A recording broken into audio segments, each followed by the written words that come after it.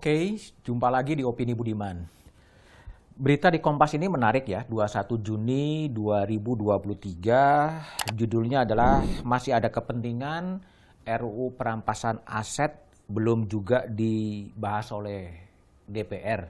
Nah inilah yang akan saya coba bahas, kenapa sih RUU perampasan aset ini yang diharapkan publik bisa menjadi titik untuk pemberantasan korupsi, mempercepat pemberantasan korupsi, ternyata mangkrak di DPR. Jadi yang mangkrak itu bukan hanya bangunan, bukan hanya proyek gitu, tetapi juga RUU perampasan aset ini yang sudah diajukan oleh Presiden Jokowi 5 Mei atau 4 Mei, sekitar awal-awal Mei, kepada pimpinan DPR, belum pernah dibacakan di sidang paripurna DPR ya.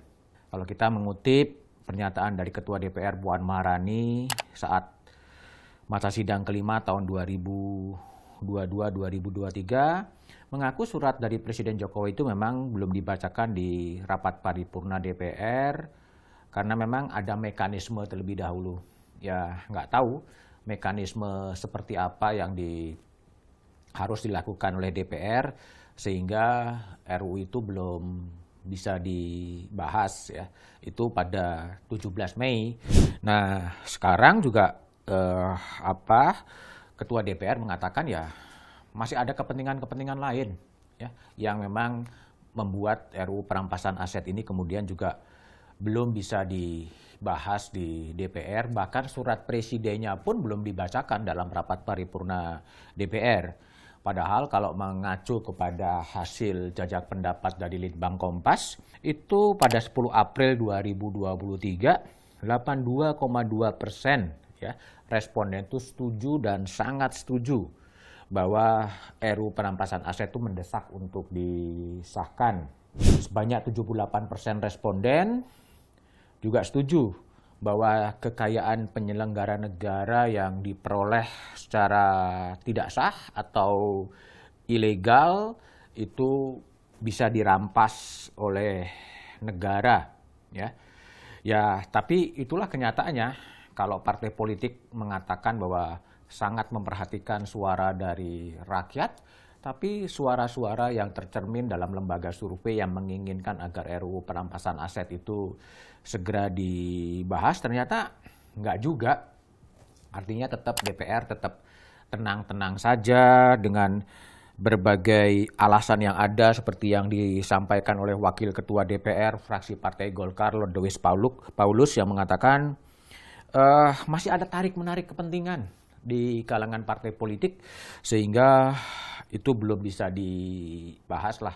Ya entah apa kepentingan yang ada di partai politik sehingga surat presiden yang kira-kira menyebutkan minta ini segera dibahas, bahkan Presiden Jokowi sudah menunjuk 4 menteri untuk membahas ini juga belum bisa dilakukan. Nah saya teringat ketika Bambang Pacul, Ketua Komisi 3 DPR, ketika bertemu dengan Mahfud MD, Menko Polhukam, Bambang Pacul mengatakan bahwa lobi soal RUU perampasan aset ini hendaknya tidak dilakukan di Senayan, tapi sebaiknya dilakukan di ketua umum partai politik. Ini tentunya masuk akal logikanya, karena memang menurut logika dari Bambang Pacul, anggota DPR ini hanyalah Korea ya. Korea itu adalah anak buah yang nurut kepada komandannya. Sehingga seharusnya pertemuan Presiden Jokowi dengan ketua umum partai politik itu seharusnya bisa juga menyelesaikan dan mendesakkan atau memerintahkan agar RUU perampasan aset itu bisa segera dibahas dan kemudian bisa digolkan. Tapi kenapa itu tidak? Nah ini kan jadi pertanyaan. Kalau Presiden Jokowi bisa menggolkan Omnibus Law soal Undang-Undang Cipta Kerja, bisa menggolkan sedikit lagi selangkah lagi soal Omnibus Law RUU Kesehatan. Nah pertanyaan kenapa kemudian RUU perampasan aset ini tidak bisa segera dibahas, itu tentunya menjadi pertanyaan-pertanyaan publik. Meskipun ketika saya berbicara dengan anggota Komisi 3 DPR Beni Harman, dia mengatakan ini adalah image building. Beni pun tidak yakin bahwa RUU perampasan aset ini bisa digolkan. Hal yang sama juga ketika saya berbicara dengan Doktor pencucian uang Yenti Garnasih, dia juga mengatakan nggak yakin ini bisa disahkan. Kalaupun disahkan itu betul-betul akan menjadi RUU yang tidak punya makna apa-apa. Karena apa sih? Karena sebetulnya penyelenggara negara, termasuk pemerintahan, termasuk DPR juga kemudian takut dengan RUU perampasan aset karena mungkin saja ada kepentingan-kepentingan lain.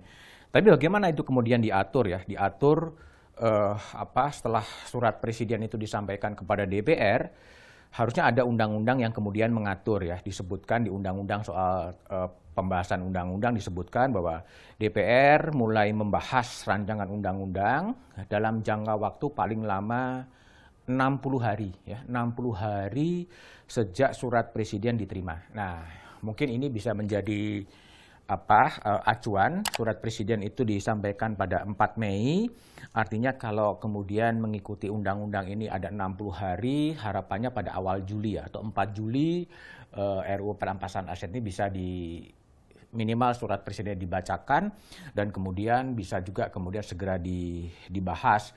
Memang RUU perampasan aset ini harus berhati-hati karena menyangkut hak milik pribadi, tapi pada sisi lain ketika hak milik pribadi itu diperoleh dengan cara-cara yang ilegal, tentunya juga harus ada pertanggungjawabannya.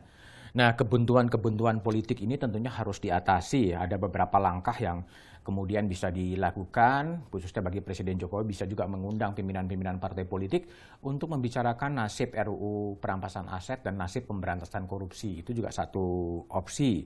Lalu kemudian bagaimana publik dilibatkan dalam partisipasi yang bermakna untuk membahas RUU perampasan aset itu.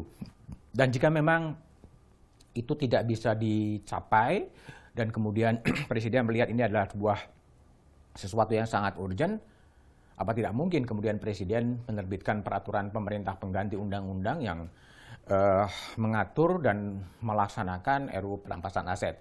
Bagi publik ini adalah sesuatu yang penting karena korupsi betul-betul merajalela di negeri ini dan RUU perampasan aset diharapkan menjadi game changer yang bisa mengatasi problem korupsi itu di kacamata rakyat.